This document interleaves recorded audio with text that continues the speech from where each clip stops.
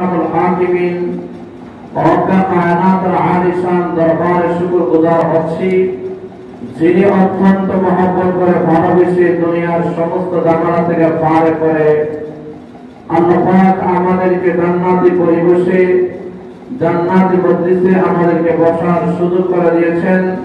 এই জন্য রব্বে কারীমের আলিশান দরবারে শুকরগুজার হচ্ছি। সকলে পড়ে আলহামদুলিল্লাহ। আলহামদুলিল্লাহ অবস্থা এত ছোট, বোঝা যাচ্ছে আপনারা সকাল থেকে শুধুমাত্র সুবহানাল্লাহ আলহামদুলিল্লাহ আওয়াজ দিতে দিতে আপনাদের অবস্থা শেষ। আমি আপনাদেরকে জিজ্ঞাসা করতে চাই, এখানে আমাদেরকে বসিয়েছেন কে? আল্লাহ। আপনাদের আওয়াজ দ্বারা বোঝা যায় বংশীধর এলাকা বলে আল্লাহর নাম দিতে টাকা পয়সা লাগে। আমি আবার জিজ্ঞাসা করতে চাই, আপনারা এই মাহফিলের মধ্যে এসে খুশি না বেজার? আপনাদের এলাকার মনে হয় খুশির আওয়াজ আসতে হয়। আমরা দেখেছি যখন বিশ্বকাপ খেলা হয়, দেখা যায় খেলাটা হয় কোথায়? অন্য দেশে।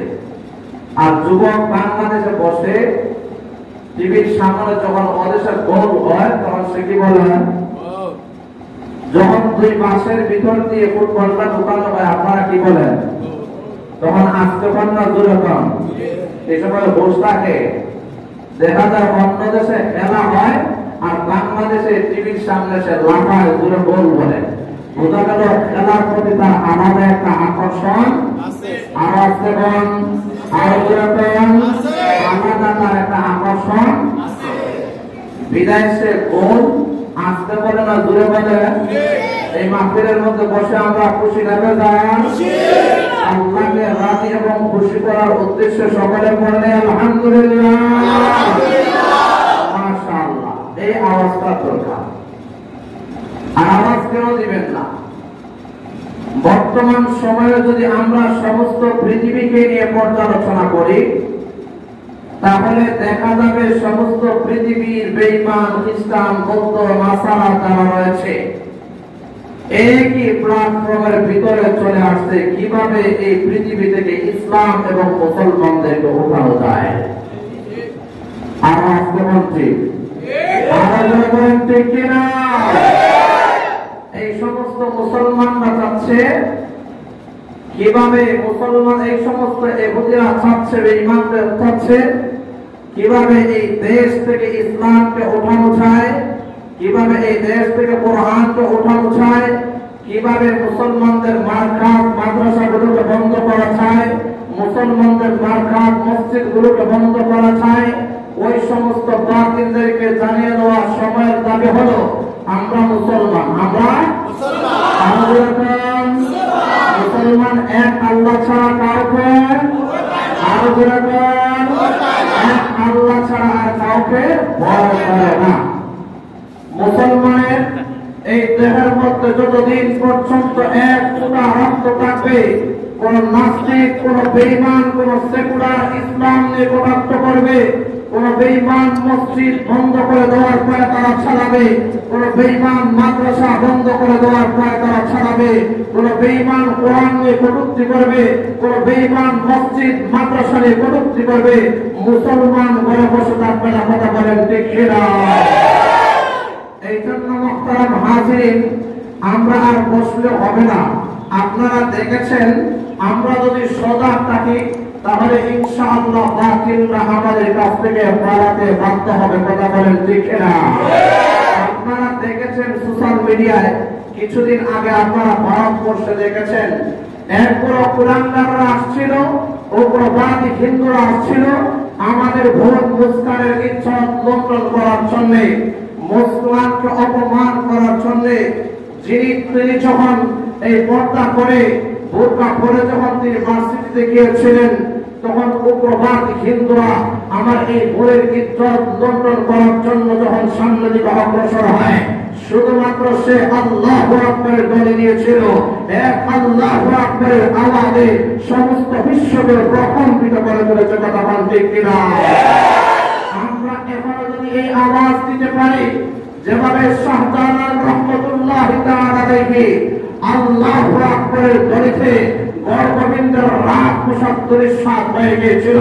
মুসলমানদের আল্লাহু আকবার কইতে বাতিলদের মস্তক ডেভেলপ কথা বলতে কিনা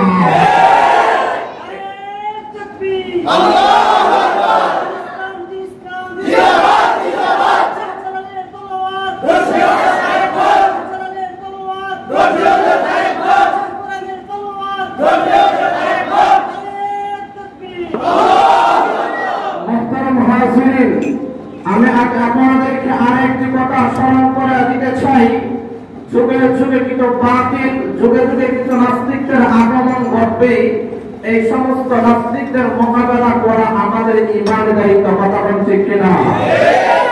আমাদের আওয়াজকে আর স্লো করা যাবে না, আমাদের আওয়াজকে বুলন্দ করতে হবে। এক মুস্কানের মোকাবেলায় শত শত যুবকরা টিকতে পারে না। কথা বলছে কিনা? আপনারা জানেন বহুদিন আগে বাংলাদেশের এক বেশ্যা নারীর কথা আপনারা জানেন, নাম ছিল তাসলিমা নাসরিন। কথা বলেন ঠিক কিনা?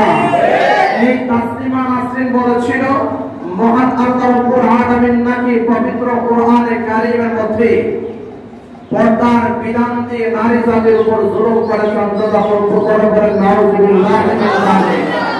তাসলিমা যখন এই স্লোগান দিয়েছিল, তাসলিমা যখন এই আওয়াজটা দিয়েছিল, বাংলার মুসলমান, বাংলার তৌহিদি জনতা ঘরের মধ্যে বসে থাকে নাই। বাংলার হক্কানি উলামায়ে কেরামরা ঘরের মধ্যে বসে থাকে নাই। বাংলার তামাম ছেলেরা ঘরের মধ্যে বসে থাকে নাই। বাংলার হক্কানি উলামায়ে কেরামরা, বিশেষ করে বাংলাদেশের সিলেটের হক্কানি উলামায়ে কেরামরা আল্লামা প্রিন্সিপাল রাহমাতুল্লাহি তাআলা আলাইহি সহ যে সমস্ত মুজাহিদিনরা তাসলিমার বিরুদ্ধে আন্দোলন গড়ে তুলেছিল, ওই তাসলিমা বাংলার জমিনে থাকতে পারে নাই। বাধ্য হয়ে বোরকা পরে ভারতবর্ষে যেতে হয়েছে। কথা বলেন ঠিক কিনা? তাসলিমা তুষারদেরকে জানিয়ে দিতে চাই, যারা ইসলাম নিয়ে কটূক্তি করবে এই দেশে, আপনারা দেখেছেন সোশ্যাল মিডিয়ায় বিগত দিন এক চেয়ারম্যান সাহেব এক স্কুলের মধ্যে আমাদের বোনকে পর্দা থেকে বারণ করার চেষ্টা করেছিল, বোরকা নিষিদ্ধ করে দিয়েছিল।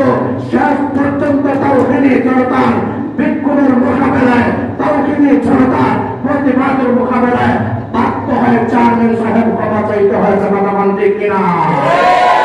এই সমস্ত বাতিলদের তুষারকে জানিয়ে দিতে চাই, তাসলিমার তুষারকে আমরা জানিয়ে দিতে চাই, ওই তাসলিমার তুষাররা তোমরা জানে রাখো, তাসলিমা কোরআনের বিরুদ্ধে কথা বলে বাংলার জমিনে থাকতে পারে নাই।